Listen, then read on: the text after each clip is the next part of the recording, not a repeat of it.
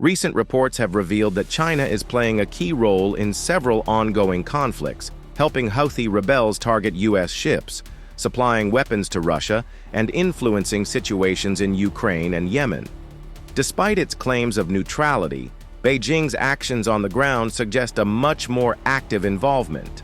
As tensions rise across multiple regions, China's true influence is becoming increasingly hard to ignore.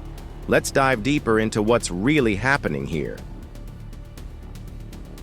The U.S. State Department recently confirmed that Changguang Satellite Technology, a Chinese firm with ties to China's military, has been directly supporting Iran-backed Houthi terrorist attacks on U.S. interests, as stated by spokeswoman Tammy Bruce.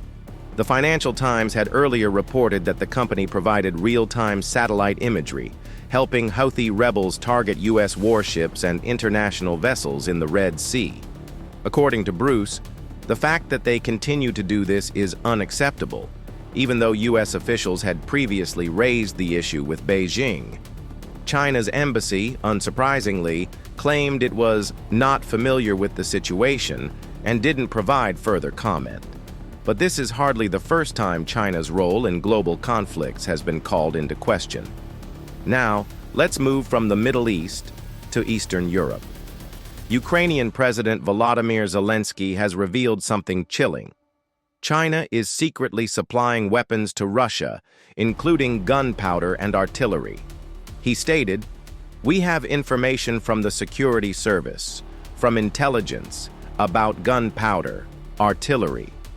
This comes after Zelenskyy personally spoke with Xi Jinping, who reassured him that China would not send weapons to Russia. But as we all know, actions speak louder than words, and Ukraine now plans to release detailed intelligence on China's covert military support. So does this shift China's so-called neutral stance into something much darker? Let's unpack that further. State Department spokesperson Tammy Bruce didn't hold back when addressing China's hypocrisy. She pointed out, China consistently attempts to frame itself as a global peacemaker. However, it is clear that Beijing and China-based companies provide key economic and technical support to regimes like Russia, North Korea, and Iran, and its proxies. Despite diplomatic protests, the operation of Changguang continues. Bruce's comments suggest Beijing's actions are directly fueling conflict while pretending to mediate peace. And this isn't a one-off incident, it's a growing pattern. But why does China want to play both sides? Let's take a look at how this fits into a bigger strategy. In response to the growing threat from the Houthis, the U.S. Treasury Department sanctioned the International Bank of Yemen, IBY, and its senior leaders, Kamal Hussein al-Jebri, Ahmed Thabit Noman al-Absi, and Abdul Qadir Ali Bazara, accusing them of supporting Houthi forces. Deputy Treasury Secretary Michael Falkender explained, "Financial institutions like IBY are critical to the Houthis' efforts to access the international financial system and threaten both the region and international commerce. As U.S. assets are blocked and more sanctions are on the way, it's clear this isn't just about financial punishment. It's about disrupting China's covert support for proxy wars across the globe.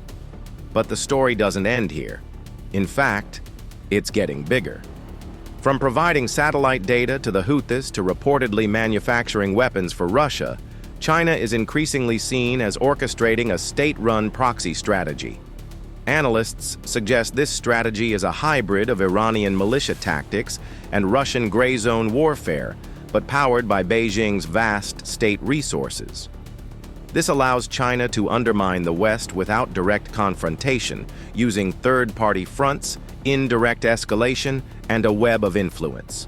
And as China's role in global instability grows, its actions are forcing the world to ask, how far is Beijing willing to go to achieve its global ambitions?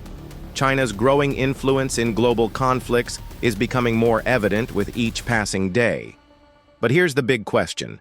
How far will Beijing go in its pursuit of power? What do you think?